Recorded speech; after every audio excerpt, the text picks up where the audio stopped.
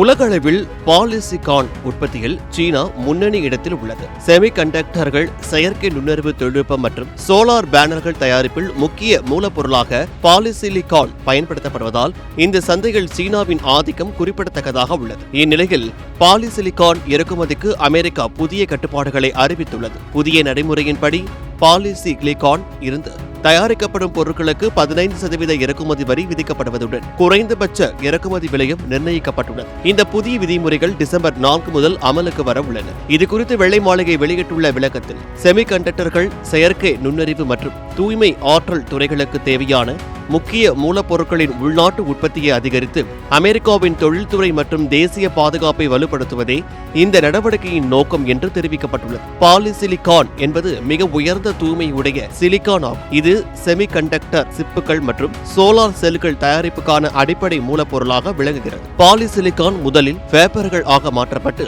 பின்னர் அவற்றில் இருந்து கணினி சிப்புகள் மற்றும் சோலார் செல்கள் தயாரிக்கப்படுகின்றன. அதன் பிறகு சோலார் பேனல்கள் உருவாக்கப்படுகின்றன. தற்போது உலகளவில் பாலிசிலிகான் உற்பத்தியில் சீனா ஆதிக்கம் செலுத்தி வருகிறது. அமெரிக்காவும் தனது தேவைக்காக சீனாவில் இருந்து கணிசமான அளவில் பாலிசிலிகானை இறக்குமதி செய்து வருகிறது. ஆனால் செமிகண்டக்டர்கள், AI மற்றும் சோலார் தொழில்நுட்பங்களின் முக்கியத்துவம் நாளுக்கு நாள் அதிகரித்து வரும் நிலையில் இந்த துறைகளுக்கு தேவையான மூலப்பொருட்களுக்கு வெளிநாடுகளை சார்ந்திருப்பதை குறைக்க வேண்டும் என்று அமெரிக்கா கருதுகிறது. அதற்கு பதிலாக உள்நாட்டிலேயே உற்பத்தியை அதிகரிக்க ஊக்குவிப்பதே இந்த புதிய வரி விதிப்பின் முக்கிய நோக்கமாகும். இறக்குமதி செய்யப்படும் பாலிசிலிகானுக்கு அதிக வரியும் குறைந்தபட்ச விலையும் நிர்ணயிக்கப்பட்டுள்ளதால் அமெரிக்க நிறுவனங்கள் உள்நாட்டிலேயே உற்பத்தியை அதிகரிக்க முன்வர வாய்ப்புள்ளது. இதன் மூலம் அமெரிக்காவின் பொருளாதாரம், தொழில்துறை வளர்ச்சி மற்றும் தேசிய பாதுகாப்பு ஆகியவற்றுக்கு நீண்ட கால பலன் கிடைக்கும் என அந்த அரசு நம்புகிறது. இதனால் உலக பாலிசிலிகான் சந்தையில் முன்னணி நாடாக இருக்கும் சீனாவுக்கு இந்த புதிய அமெரிக்க கொள்கை பொருளாதார ரீதியாக